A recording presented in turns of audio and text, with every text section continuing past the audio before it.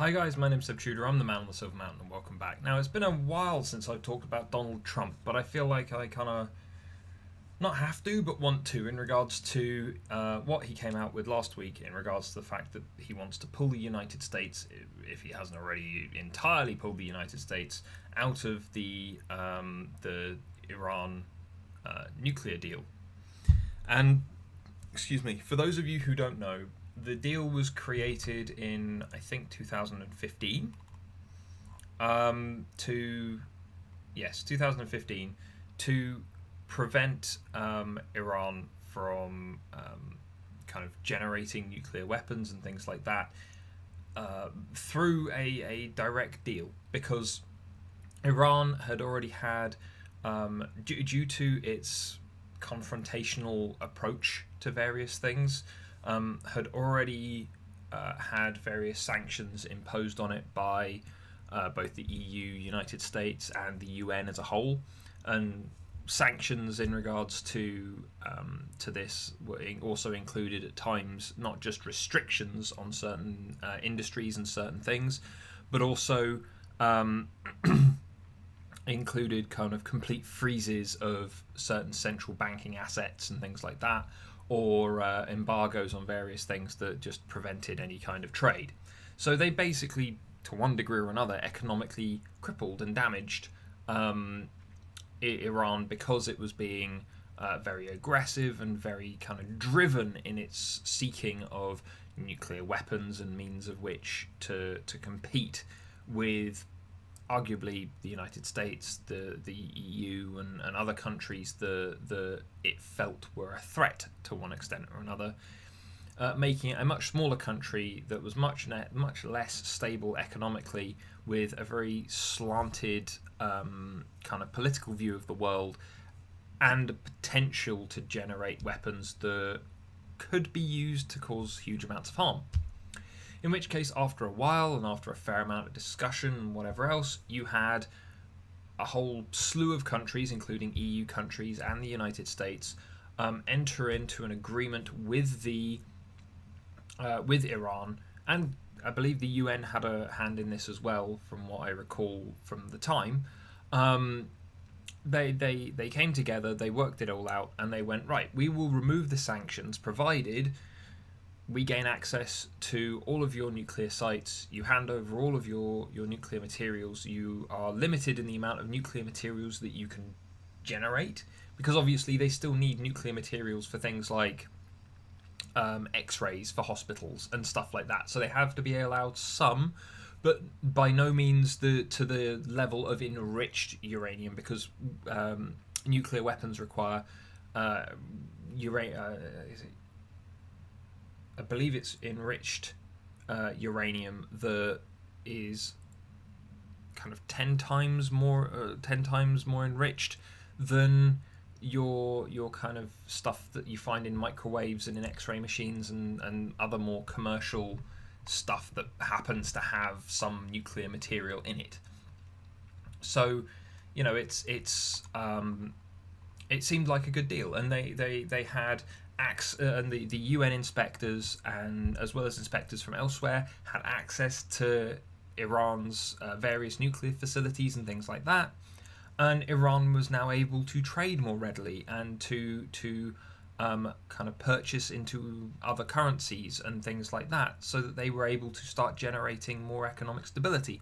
Economic stability creates more political stability. More political stability means, even if you don't agree with their politics, it's someone that you can work with, and then they are going to in turn be enriching their population, so that they can then kind of help out other countries, work more closely with other countries, and all that kind of thing. And it made a lot of sense to a lot of people, which is why now Trump, who we already know he's a short-sighted moron, but he's gone and done it again by taking the complete wrong end of things and basically deciding that, seemingly because Obama put this in place, it was a terrible deal, or that it was a deal that wasn't selfish enough, because we all know how self-obsessed Donald Trump is. He's gone, oh well, it was it doesn't provide enough for us. And it was like, well, yeah, but it wasn't about providing more for you other than another stable, non-aggressive trading partner. You know, it was supposed to allow that country to kind of open up into the world and take part in more of what was going on without harm. So now Trump going and doing this just because he didn't like it, just because he's a windbag who has no idea what he's doing most of the time, he's decided to pull himself out. Now, thankfully, he did it against the advice of European allies, including the UK, as well as other international allies who signed on to the agreement in the first place. So there is a chance that the arrangement will stay in place in spite of the fact that the United States, who are also seemingly now looking to not just be the policeman of the world by randomly invading and prompting attacks on other countries with bad information, as we saw with George W. Bush, but also apparently now, as I think the US was dubbed by the French the other day, or at least one French newspaper, the economic policeman of the world, because now, as a result of this, because of the changes in trade and the changes in the atmosphere over the last couple of years, this was signed in 2015, put into place in 2015, and it's now 2018. There have been 3 years of development and shifting since then. And as a result, it's like, one of the things that has been pointed out is that if the whole thing collapses and sanctions are reinstated in full, then it means that petrol prices in the UK, for instance, are going to go up. And these are small changes here and there, but they have significant impacts. And so it's a case of, okay, so now Trump is looking to destabilize, thanks to pulling out of this agreement, in a way that will damage other supposedly allied economies, as well as trying to just kind of step on Iran. Which the response from Iran was one that came in 2 parts. The first part was that obviously the president of Iran was not particularly happy with this, pointing out that the US has basically demonstrated that they don't respect their commitments, and then he had ordered the Atomic Energy Organization of Iran to be ready for action if needed, so that if necessary they can resume the enrichment of uranium on an industrial level without any limitations. Because that's the whole point. We took away their nuclear material, we limited their access to the kinds of nuclear materials that they would need to create weapons, and we were allowed to police them on that, as long as then we allowed them access for the rest of their economy to function better again, we see that the most economically stable countries on the planet are the ones that have the least problems. So allowing them to become more economically stable means that they become less problematic, less threatening, less dangerous. And that's obviously something that Trump and whoever has been working with him on this just are willing to ignore.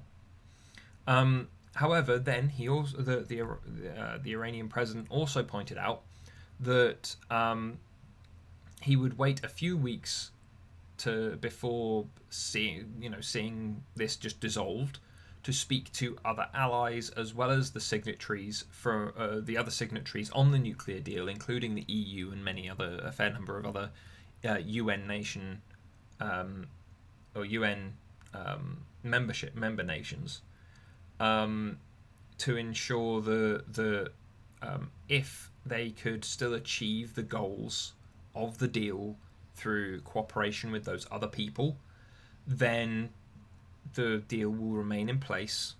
It's just a shame that one of the largest economies on Earth, who in many ways are some of the most influential on Earth as well, has decided to be so short-sighted. Now, why has Trump decided to do this? Well, one of the major things that he raised, which I think is probably the biggest thing to point out here, is that he said that it was a bad deal and it was decaying and rotten and embarrassment to him as a citizen, and all the rest of this other emotionally charged stuff that was devoid of fact and reason. And it seemed to be based off of Israel's leader Netanyahu and his presentation that he gave the other day, which again, completely devoid of any very specific facts. None of it was released at large. He showed off a whole load of CDs and a whole load of folders. Well, yeah, I could do the same thing. I could get 2 bookcases and put up a whole load of CDs and folders and say a lot of stuff. Wouldn't necessarily mean that the folders had anything in. Wouldn't necessarily mean that there was anything on the CDs. It was all just for show. And he seems, from some of the news that I was reading earlier today before making this video, it kind of seems like he's just a bit pissed off that his little presentation wasn't just taken at face value. The same way that when Trump says things and he gets called out on it, he gets shirty as well. But the thing that did stand out, that was at least somewhat based in fact, was the fact that the agreement had a date that I think it was 10 years that it would last. So from 2015 to 2025, from what I'm aware. And he was complaining about that. And it's like, yeah, but trade agreements get renegotiated and changed and updated all the time. Even between allies, even with very stable economies. They have to be, because situations change. So going, okay, next 10 years, here's your economy back, but no weapons. No nuclear weapons, please. And we'll be keeping an eye on that. Okay, so Iran has 10 years to improve its situation, rework itself as a country, re-establish its economy in a more solid way, develop itself as part of the international community, realise maybe that it doesn't need nuclear weapons, sort out a whole load of other stuff that's been plaguing that country for years and years. At least maybe most of the time that I've been alive. And then, so then you come back to the table in 10 years' time and we'll see what's changed, what's updated, and how we can either renew the agreement or move it forward. Either by pulling Iran in on other things, whereby, there could be other deals made to promote further growth, or whatever else. There's a lot of potential in that, and yet because it doesn't last indefinitely, and because America seemingly didn't, in Trump's reckoning, didn't get enough out of it, even though the deal was about Iran, not America. That's why he's pulled out of this deal, and it just doesn't make sense. It just makes no sense. And considering that later on this week I'm going to be talking about things like picking sides and how to not let others kind of control and impose on your kind of emotional well-being and things like that. Considering I've got all of that to speak about this week, looking at this, it boggles the mind. That this individual who has done this, I mean, it's not just he's gone and done it for, on the advisement of others, both internally and externally. You've got previous President Barack Obama calling the whole thing misguided. You've got others from either previous presidents and other politicians all suggesting that this is a bad move. You've got politicians worldwide from the UK, France, Germany, all of which are pointing out that this isn't a wise decision, and that the Iran nuclear deal should probably be maintained, and how it doesn't make any sense for this to happen. And yet now also it's been pointed out that the United States potentially saying that any European countries that have been doing business with Iran um, over this period will also either have to finish doing business with Iran or face US sanctions directly. And it's like, you are sanctioning your allies. You are picking fights that make no sense and that you cannot win in the long run. You are only ever damaging your country's reputation to seem like you are better and tougher than you are, when we know you are a thin-skinned child who doesn't know what you're doing. You are like this kind of thing. Just like there's bad in the world, and there's stupid.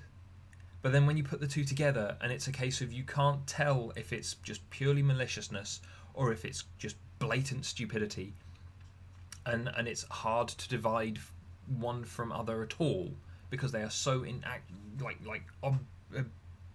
overtly and obviously kind of intertwined.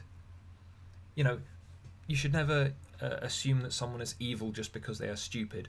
But when they do things that are both all the time, it is hard to make that argument against, because this is just bizarre.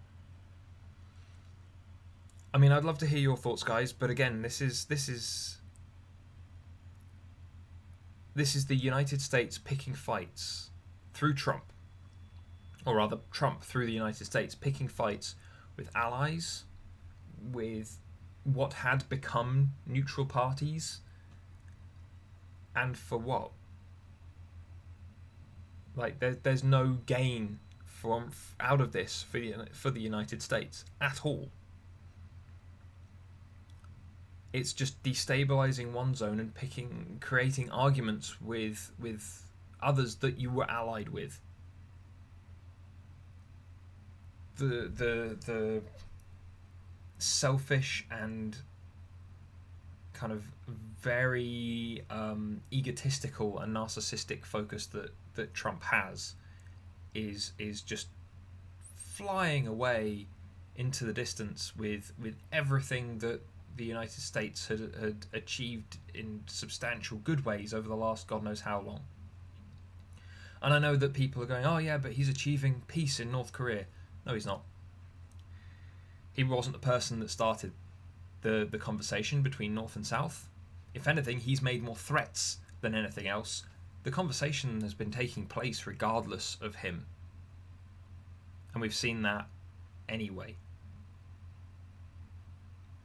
But of course, he's probably going to try and take credit for it. There are people that want to give him credit for it because they've not paid attention. Trump is a chaotic, destabilizing, and idiotic force.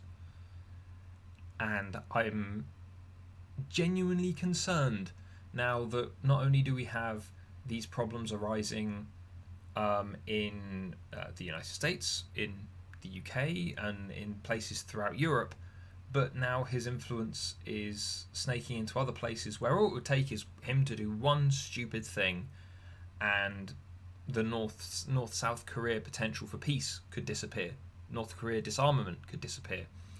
Iran could become more of a threat again. And it's almost as if I feel like there could be a build towards more migrant crises. You know, we saw destabilization in Syria, for instance, before the mass migration that took place that we're still in certain places around the world reeling from. And you know, it's that destabilization that should be avoided. So if you can stabilize a country, especially economically, by going and just going, right, well, we'll give you your economy, we'll allow you to have your economy whichever way you want it, as long as you can't do this thing that will be far more damaging than anything else you could possibly do. And they've agreed to it, then why the hell would you take that away to destabilize it again? you've already seen the effects of this gross destabilization elsewhere in the world, and the problems it's caused, the damage it's caused. Why would you why would you do that again? It demonstrates a deficiency in the current US leadership, and it's a real shame that that leadership, through their actions and through the resources that their country has, could do potentially so much additional harm to both allies and anybody else. I mean, this is from me watching the situation so far, from me watching Trump's speech that he gave the other day, and it's so, like, the more I've thought about it as I've been making this video, as I've been talking to you guys, just the more kind of mind-boggling it is. Because it's like, okay, so putting myself in Trump's shoes, he made a promise that he said that this was something that he wanted to do. He's been negative towards these various outside influences, anything that Obama had touched, and a whole load of other stuff. He's been very self-focused in, I created this story, I created this narrative, and so now I want to run with it and see it all the way through. He's focused on being popular with certain people, but then he flip-flops on everything. So, right, you've got this inconsistent viewpoint that's very limited, very self-focused, and doesn't have really much in the way of perspective. But then, even with all of that, when you've got all of your allies turning around and going, don't be daft, and he still just goes and does it in spite of all of them, that's